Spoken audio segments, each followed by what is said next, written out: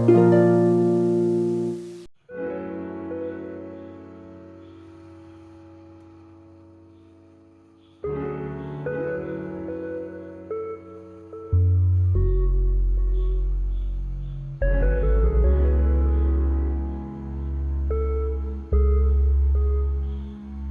സാജീസ് കിച്ചണിലേക്ക് എല്ലാവർക്കും സ്വാഗതം.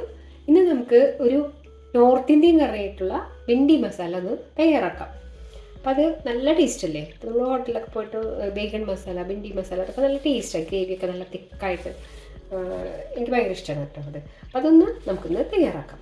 അപ്പോൾ അതിനായിട്ട് വെണ്ടയ്ക്ക അധികം മൂക്കാത്തത് നോക്കിയെടുക്കണം. വെണ്ടയ്ക്ക എടുത്തിട്ട് ഇത് നന്നായിട്ട് കഴുകി വെച്ചതാണ് കേട്ടോ. അപ്പോൾ ഇതിൽ നിന്ന് തുടച്ചെടുക്കാം. കാരണം നമുക്കറിയാം വെണ്ടയ്ക്ക കുക്ക് ചെയ്യുമ്പോൾ അതിനിങ്ങനെ ഒരു നൂലിങ്ങനെ വന്ന് ഒരു വഴുവഴുപ്പ് വന്നുകൊണ്ടേയിരിക്കും. അപ്പോൾ അത് കുറയ്ക്കാനായിട്ടാണ് ഈ വെള്ളം ഒന്ന് തുടച്ച് കളഞ്ഞിട്ട് ചെയ്താൽ അത് നല്ലോണം ഒന്ന് കുറഞ്ഞു കിട്ടും. കംപ്ലീറ്റായിട്ട് പോവില്ല. അതിലും കുറച്ച് ടിപ്പുകളൊക്കെ ഉണ്ട്. കുറച്ച് പുളിയുള്ള മസാലയിൽ കുറച്ച് പുളി ചേർത്ത്, അല്ലെങ്കിൽ ലെമൺ ജ്യൂസ് കുറച്ച് ഒഴിച്ചിട്ട് അരിഞ്ഞ് വെച്ചിട്ട് കുറച്ച് ലെമൺ ജ്യൂസ് ഒഴിച്ചിട്ട് മിക്സ് ചെയ്ത് വെച്ചാൽ ആ ഒരു വഴുവഴുപ്പ് കുറച്ച് കുറഞ്ഞു കിട്ടും. ഇങ്ങനെ ഇത് എല്ലാതും ഒരു ടിഷ്യൂ പേപ്പറോ അല്ലെങ്കിൽ നല്ല വൃത്തിയുള്ളൊരു തുണി വെച്ചിട്ട് വേണം നന്നായിട്ട് തുടച്ചിട്ട് വെക്കാം. എല്ലാം തുടച്ച് എടുത്തിട്ടുണ്ട്, വെള്ളമൊക്കെ കളഞ്ഞെടുത്തിട്ടുണ്ട്. ഇനി ഇതിൻ്റെ ഈ രണ്ടറ്റവും ഒന്ന് കട്ട് ചെയ്ത് കളയാം. അപ്പോൾ വലിയ വെണ്ടയ്ക്കാണെങ്കിൽ അത് 2 പീസാക്കാം കേട്ടോ. അങ്ങനെ 2 പീസ് വേണമെങ്കിൽ ഒന്നുകൂടെ ചെറുതാക്കിയിട്ട് അങ്ങനെ ഇടാം. നമുക്കൊന്നുകൂടെ ചെറുതാക്കല്ലേ? അല്ലേ?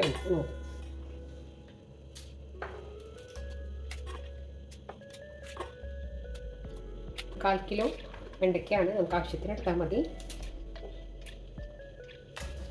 അപ്പം ഇങ്ങനെ കട്ട് ചെയ്തിട്ടുണ്ട്.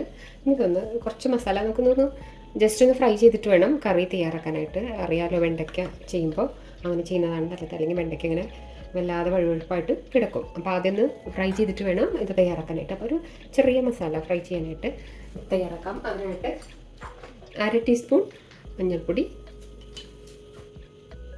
1/2 ടീസ്പൂൺ ഉപ്പ്, കടലമാവ് 2 ടീസ്പൂൺ,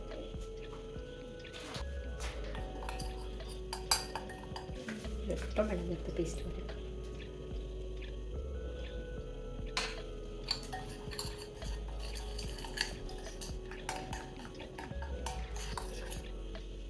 ഇത് ചേർത്ത് കൊടുക്കാം.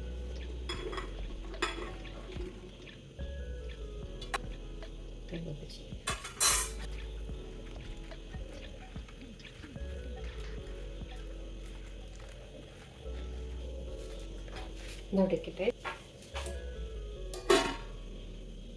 ഒരു 5 മിനിറ്റ് കഴിയുമ്പോൾ നമുക്കിതൊന്ന് ഫ്രൈ ചെയ്തെടുക്കാം.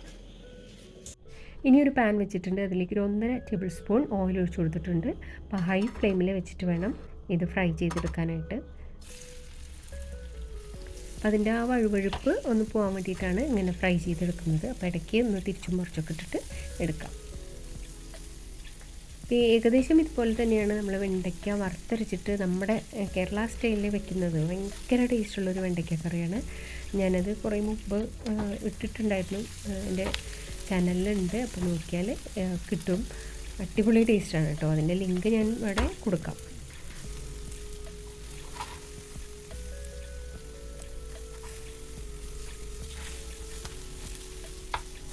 കുറച്ചൊന്ന് പാകമായി എന്ന് കാണുമ്പോൾ തിരിച്ചും മറിച്ചൊക്കെ ഇട്ട് എടുക്കാം. ഹൈ ഫ്ലെയിമിൽ വെച്ചതുകൊണ്ട് ചിലപ്പോൾ ഒന്ന് കരിയാനൊക്കെ സാധ്യതയുണ്ട്. അപ്പോൾ ഒന്ന് ശ്രദ്ധിച്ച് നോക്കണം കേട്ടോ.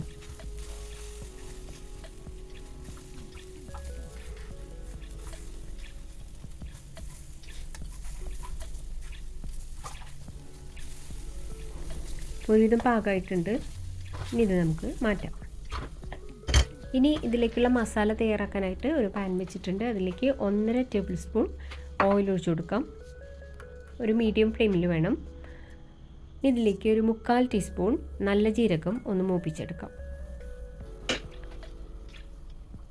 ഒരു ബേ ലീഫ് ഒന്ന് കട്ട് ചെയ്തിട്ട് ഇട്ട് കൊടുക്കാം. ബേ ലീഫ് തന്നെ വഴങ്ങിയില്ല. ഇനി അത് മൂത്ത് കഴിയുമ്പോൾ ഒരു വലിയ സവാള പൊടി പൊടിയായിരുന്നതും ഒരു പച്ചമുളക് കീറിയതും കൂടെ ചേർത്ത് കൊടുക്കും.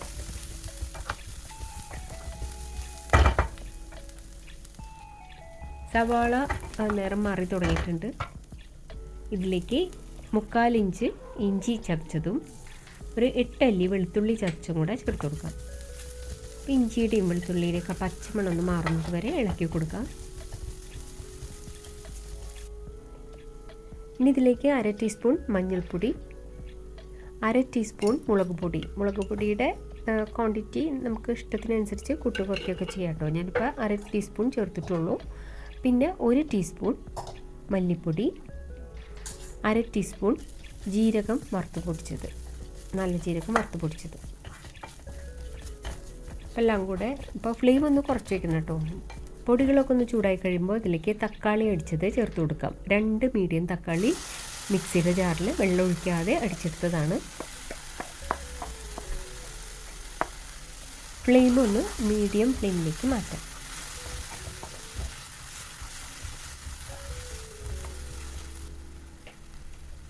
ഇനി ഇതിലേക്ക് കുറച്ച് ഒരു 1/4 കപ്പ് വെള്ളം ചേർത്ത് കൊടുത്തിട്ടുണ്ട്. 1/4 കപ്പ് ടു 1/2 കപ്പ് വരെ ചേർക്കാം. നന്നായിട്ട് മസാലയ്ക്ക് തിളച്ച് വരുമ്പോൾ നമ്മൾ തയ്യാറാക്കി വെച്ച വെണ്ടയ്ക്ക കഷ്ണങ്ങൾ ചേർത്ത് കൊടുക്കാം.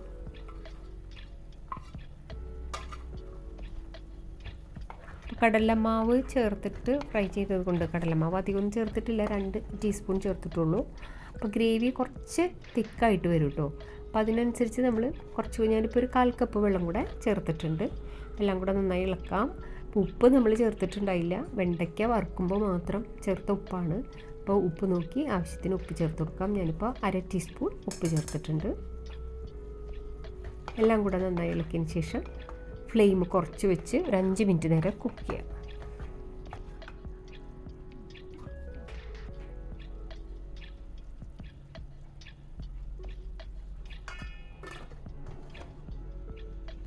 അഞ്ച് മിനിറ്റൊക്കെ കഴിഞ്ഞിട്ടുണ്ട്.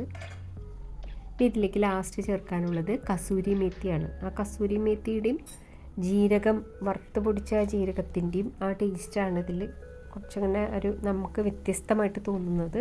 അപ്പോൾ ഈ കസൂരി മേത്തിയും കൂടെ ചേർക്കുമ്പോൾ ശരിക്കും ആ നോർത്ത് ഇന്ത്യൻ സ്റ്റൈലിലുള്ള ആ കറിയുടെ ആ ഒരു ടേസ്റ്റ് നമുക്ക് കിട്ടും. അപ്പോൾ എല്ലാം കഴിഞ്ഞു. കസൂരി മേത്തിയും കൂടെ ചേർത്ത് ഇളക്കി ഫ്ലെയിം ഓഫ് ചെയ്യാം. ഇനി ഇത് സെർവ് ചെയ്യാം. ഇത് ചോറിൻ്റെ കൂടെയാണെങ്കിലും ചപ്പാത്തിയുടെ കൂടെയാണെങ്കിലും പൊറോട്ടയുടെ കൂടെയാണെങ്കിലും ഒക്കെ നല്ല ടേസ്റ്റുള്ള കറിയാണ്.